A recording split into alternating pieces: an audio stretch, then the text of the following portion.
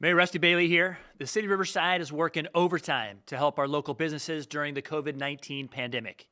Join me as we discuss how a new flex-based program is helping restaurants, retail, and service businesses stay open outdoors.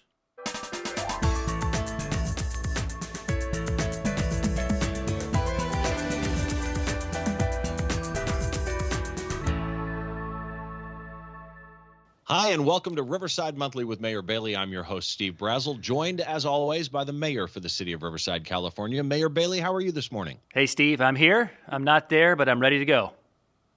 Well, it is nice to have you here, or I should say, have you there. I wish I was in studio with you. That would be nice. But we got a good segment lined up this time around, and we've got three guests. We're going to be talking about Riverside's new Flex Space program.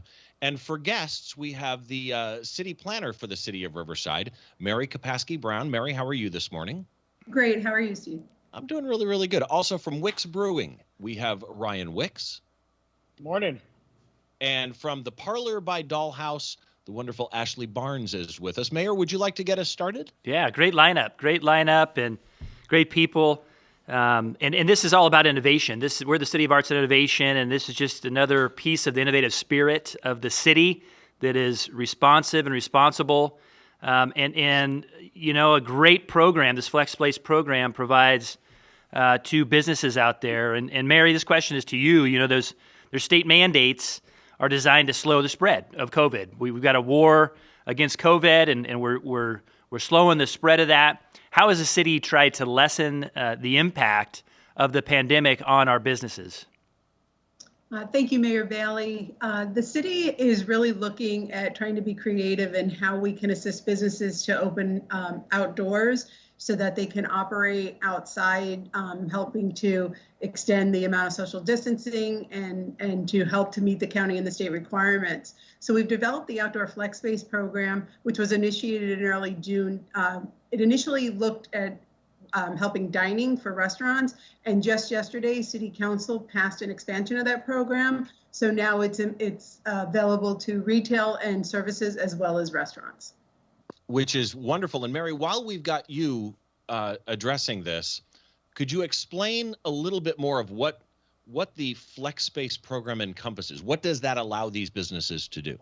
Sure. So the program allows a business various options depending on how they intend to operate. And we've developed 4 different categories. So the category 1 is a self-certified approval. And that is if you submit your application and you're under 50 patrons, you can put your wares, your fixtures, your dining outside, and you can immediately start operating. City approval is kind of retroactive. We look at it only to see if there's specific issues that need to be addressed. Category 2 is similar to Category 1, but it's for those businesses that are over 50 patrons. Again, staff review is minimal so that you're allowed to begin operating immediately. Category 3 is also a provisional approval. That's on public space. That's on our sidewalks, in plazas, on Main Street, so that you're using these public spaces to allow your business to, again, put out dining, fixtures, all of those things so that your business can operate outside. And then the last category is Category 4, which is the most complex, and that is you need to close a road or you want to use on-street parking. That can take us a little bit more time, but with the other options, there's many ways that a business could operate outside. Mary, you kind of answered the question about self-certification, and obviously that cuts red tape back to being a responsive government that Riverside is. Can you tell us the feedback you're getting from businesses?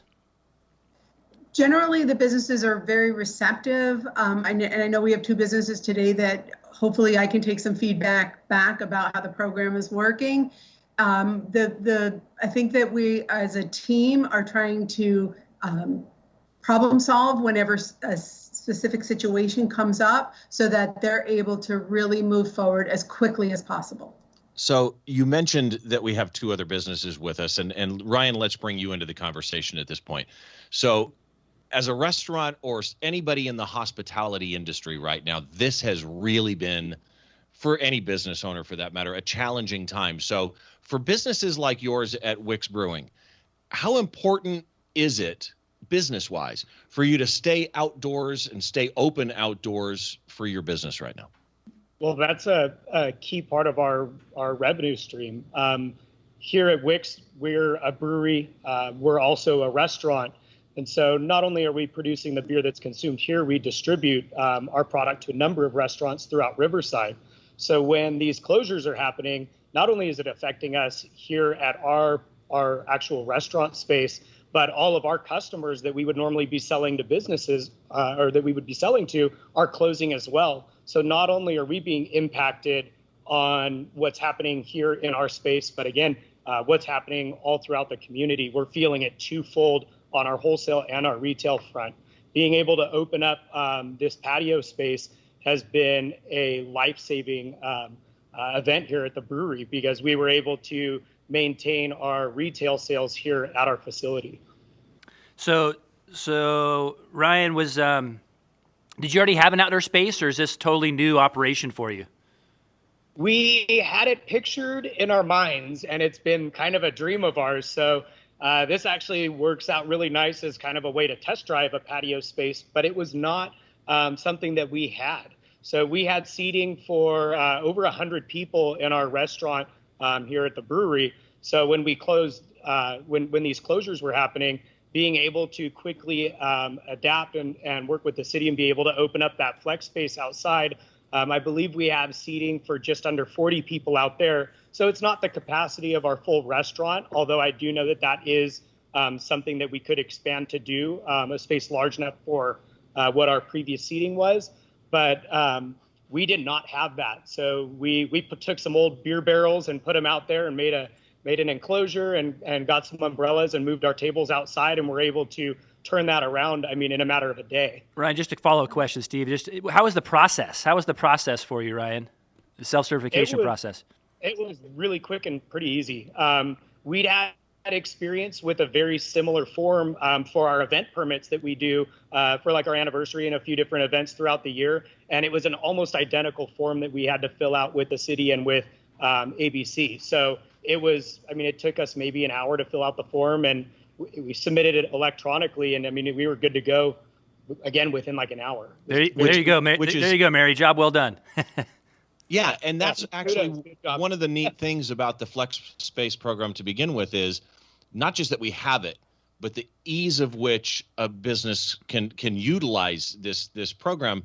Ashley, yours is a business that I think a lot of people don't think about when they're thinking about, for that matter, just businesses reopening during these times, not to mention the Flex Space program thing. So as somebody, in a salon space, once salons like yours reopened, you had to rush to catch up. What would having to completely close down again, if you couldn't utilize this Flex Space program, what would that mean for your business? Well, I can just tell you that closing wasn't an option for us, or else we might have had to close our doors permanently.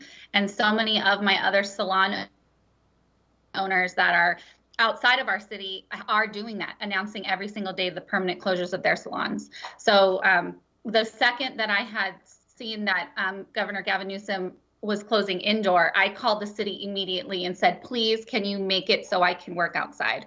And within one day, they came up with the Flex program. Wow. And I applied and was approved that very evening. So it was really fast. And by the next morning, my team and I were outside. Ashley, just super proud of you being a former student of mine at Pauley High School. I won't quiz you on the three branches of government, but you probably never imagined doing business outdoors. I don't think they trained you for that, in your schooling that you went through. But so how did you make it work? Well, it's wild. First of all, I can tell you the few days that we've been outside, I believe that we're doing it because we're outside. But then when I look around, I'm like, I can't believe we're outside. Like, this is crazy. But basically, I just popped up some Easy Ups and I went and got some plants to make it feel a little more homey outside. We rolled our salon chairs outside. I went to Lowe's and I got an outdoor air conditioner. We got a blender to serve our guests frozen treats. And I was able to move my shampoo bowl outside.